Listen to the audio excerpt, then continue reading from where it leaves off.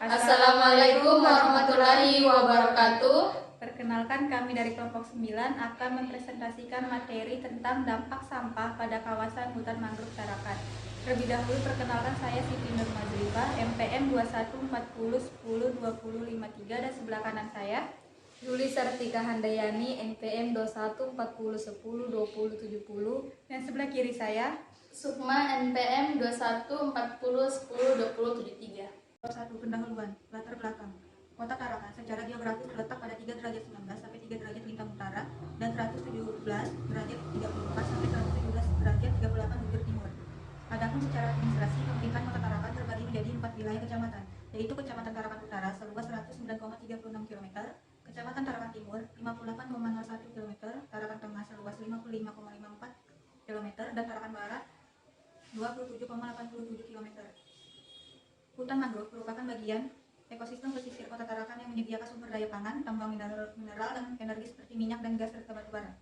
Ekosistem hutan mangrove merupakan salah satu ekosistem di wilayah pesisir yang sangat rentan terhadap kerusakan. Ekosistem hutan mangrove di wilayah hilir atau muara di mana segala bentuk dampak kerusakan di wilayah hulu dan sekitar.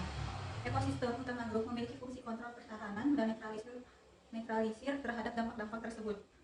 Kerusakan lingkungan hidup pada saat ini tidak terlepas dari peran serta manusia. Populasi manusia mempengaruhi keadaan alam.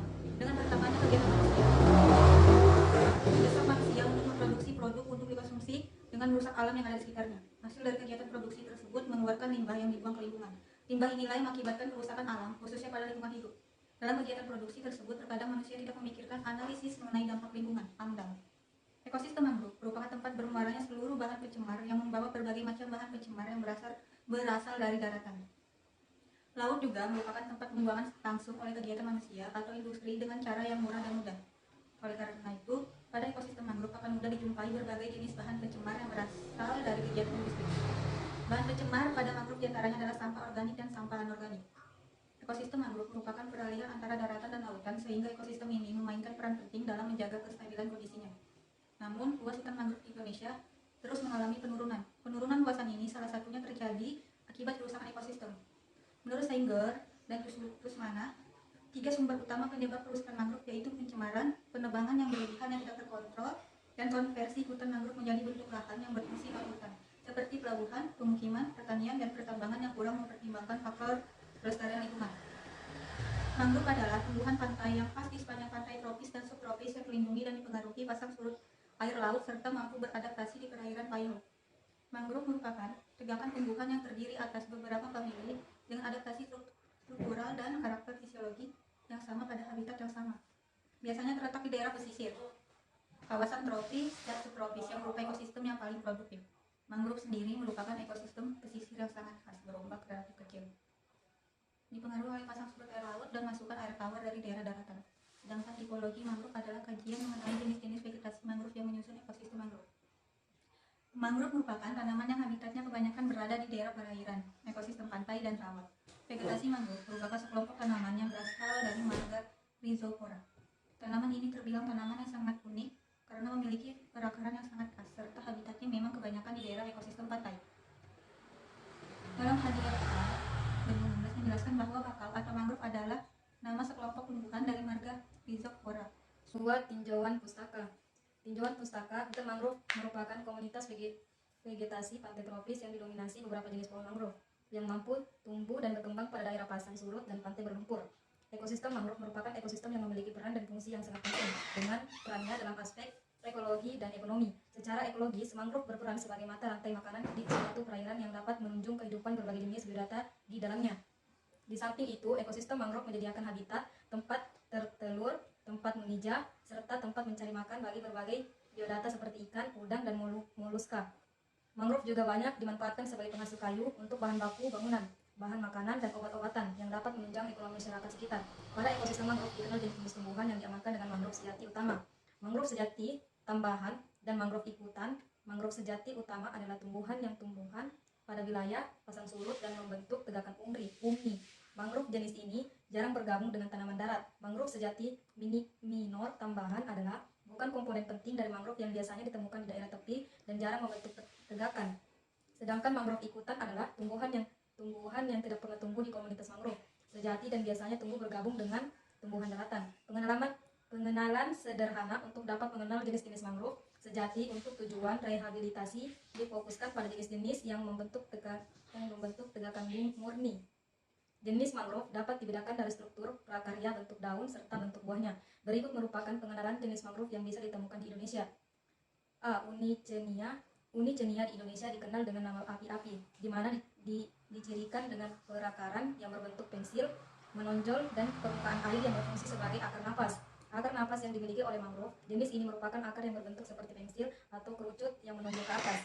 Akar napas terbentuk dari perluasan akar yang tumbuh secara horizontal. Berikut merupakan ilustrasi gambar. C. Zizopora, jenis ini sangat dicirikan dengan bentuk perakaran yang menghunjam ke tanah atau dikenal dengan akar tunjang. Akar tunjang merupakan akar yang tumbuh di atas permukaan tanah. Akar ini mencatat dari batang pohon dan bahan paling bawah serta memanjang keluar dan menuju ke permukaan tanah. Berikut merupakan ilustrasi gambar jenis sekarang, tunjang. D. Avicennia maria, nama setempat api-api putih, api-api abang, sia-sia putih, pejepi, nyapi, fuchsia. Deskripsi umum, belukar atau pohon yang tumbuh tegak atau menyebar. Ketinggian mencapai 30 meter, memiliki sistem perakaran horizontal yang rumit dan berbentuk pensil atau berbentuk asparagus. Akar napas tegak dengan jumlah lentisel, kulit kayu halus dengan burik-burik hijau, abu, dan terkelupas dalam bagian-bagian kecil. Ranting muda dan tangkai daun berwarna kuning, tidak berbulu.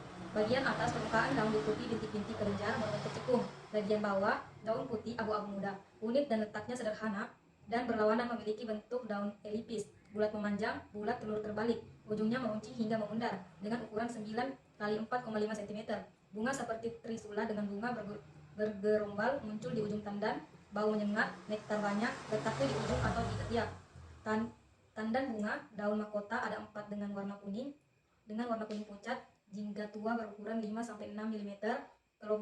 Kelopak bunga berjumlah 5, lalu benang sari ada 4. Merupakan tumbuhan pionir pada lahan pantai yang terlindung, memiliki kemampuan menepati dan tumbuhan pada berbagai habitat pasang surut, bahkan di tempat asing sekalipun. Jenis ini juga dapat bergerombol membentuk suatu kelompok pada habitat tertentu.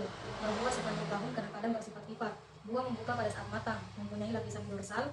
Buah juga dapat membuka karena dimakan semut atau telah penyerapan air.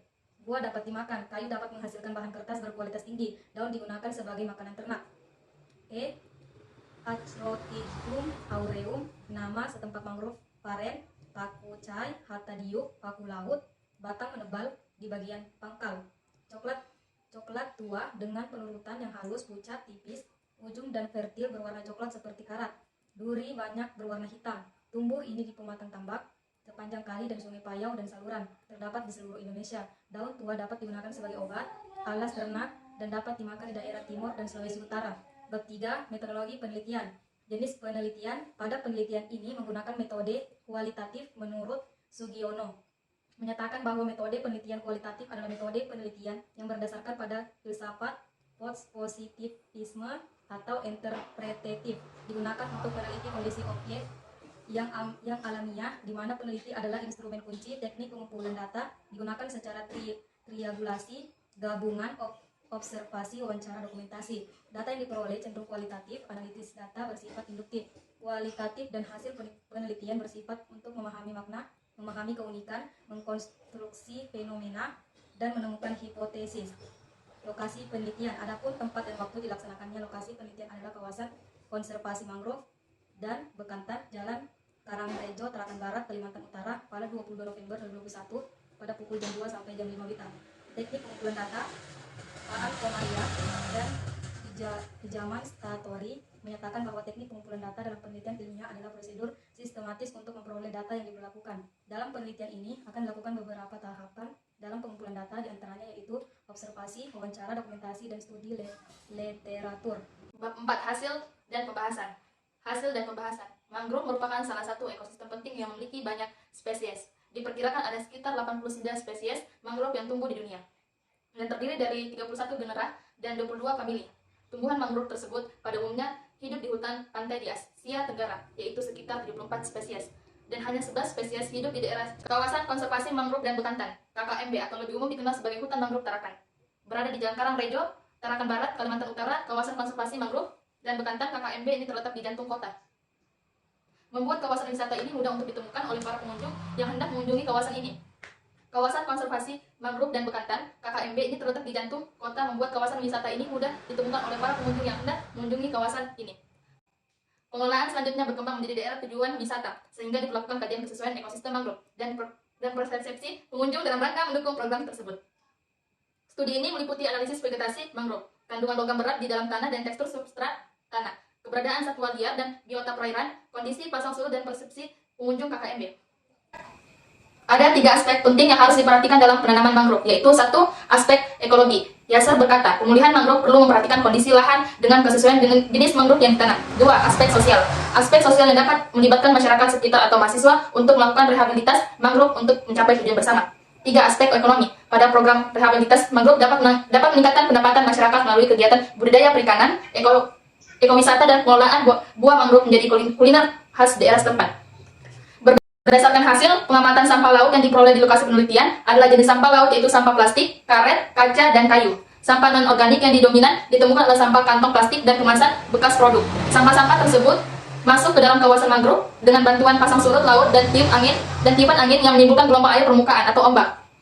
Tekanan pada vegetasi mangrove mencakup semua faktor internal yang berpengaruh membatasi pada fotosintesis tanaman. Umumnya termasuk cahaya, kelembapan atau kekurangan gizi, serta suhu yang ekstrim. Dan gangguan meliputi kerusakan parsial atau faktor eksternal, misalnya herbivora, patigon, dan efek. Bab 5. Penutup. Kesimpulan. Adapun kesimpulan yang dapat diambil pada hasil pengamatan di kawasan konservasi mangrove dan Bekantan atau KKMB yang terbagi menjadi kawasan hutan alam seluas 9 hektar didominasi oleh mangrove Rhizophyra apiculata dan mangrove Bruguiera parviflora. Dan sampah yang terdapat pada hutan mangrove adalah sampah yang terbawa oleh pasang surut air laut yang didominasi oleh sampah plastik. Dampak dari sampah tersebut menghambat proses perkembangan akar mangrove dan berdampak pencemaran tanah dan kerusakan ekosistem mangrove. Sekian dari presentasi kami, kurang lebihnya mohon dimaafkan. Sekian dan terima kasih. Wassalamualaikum